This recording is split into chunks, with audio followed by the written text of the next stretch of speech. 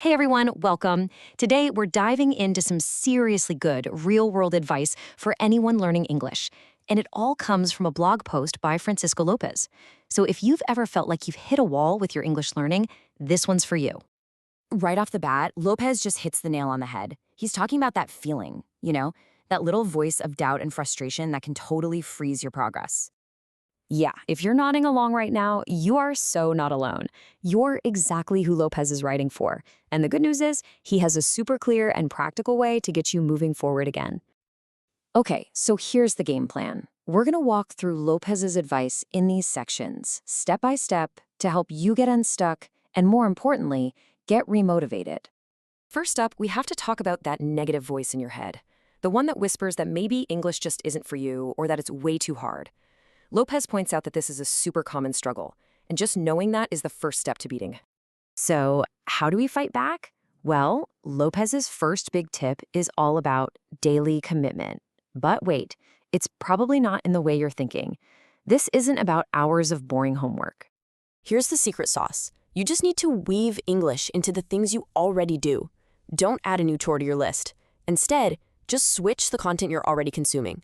Love cooking videos? Watch them in English. Scroll through memes? Find some English accounts. It's that simple. But, and this is a really important piece of advice from Lopez, you've got to take it slow. Don't just flip a switch and change everything overnight. The whole point is to make English feel natural and fun, not to get totally overwhelmed and burn out. All right, moving on to tip number 2. And honestly, I think this one is a complete game changer. It's all about making vocabulary personal to you.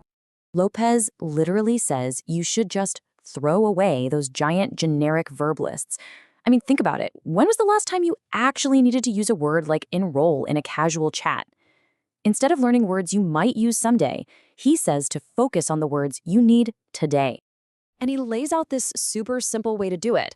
Just write down, say, 10 to 20 words that you use all the time in your native language. Then pop them into an AI tool to get everything you need, translations, how to say them, and even example sentences. You'll be mastering words you can use immediately. It's so efficient. Okay, this next part is really clever.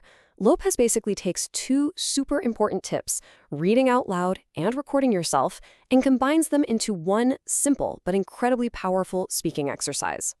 So here's how it works. First, just find a short paragraph and read it aloud a few times a day. This is amazing for getting the rhythm and feel of the language. Then record yourself doing it, or just record yourself talking about your day. Finally, listen back to it once a week. This creates this awesome feedback loop where you can literally hear yourself getting better. And Lopez totally gets it. Most of us kind of cringe when we hear a recording of our own voice, right? He says, don't even worry about that. The point isn't to sound perfect right now. The point is to create a snapshot in time that a few months from now you'll listen to and be so proud of how far you've come. So this brings us to the final tip from Lopez, and it's the one that really ties everything else together. It's all about mindset. And honestly, it might just be the most important one of all.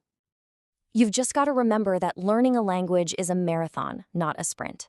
Lopez makes it clear you can't start from zero and expect to be conversational in 2 months.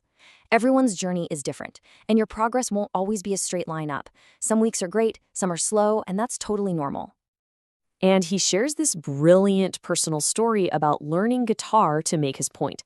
Even after playing for 25 years, he says he's still learning new things. And it's the exact same for English. Mastery is a lifelong journey, not a destination you arrive at. Okay, let's pull all of this incredible advice from Lopez together. What does this all mean for you, starting today? Here are the big takeaways. Engage with English in ways you actually find fun. Focus on learning your personal vocabulary first.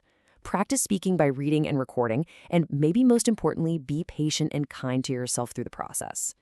If these tips were helpful for you, do us a favor and give this explainer a like, and definitely subscribe so you don't miss out on more material to help you on your English journey.